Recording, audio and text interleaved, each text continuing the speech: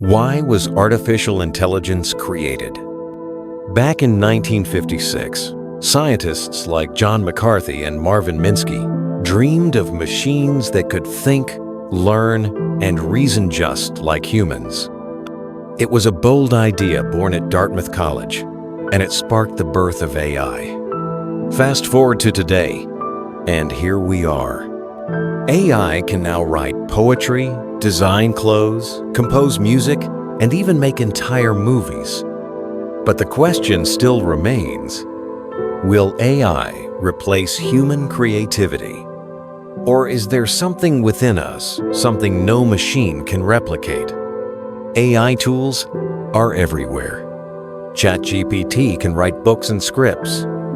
Midjourney and DALL-E generate stunning artwork in seconds. Sora creates entire video scenes from a single prompt. Runway ML is editing films at the click of a button. Hollywood is experimenting with AI-written screenplays. Musicians are releasing AI-generated albums. Fashion designers are launching AI-created collections.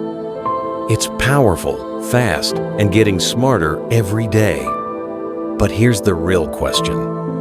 How far can it go? As impressive as AI is, it still can't feel. It has no memories, no childhood, no heartbreak. A machine can mimic grief, but it cannot weep. It can generate a song about love, but it has never held someone's hand. True creativity doesn't just come from patterns.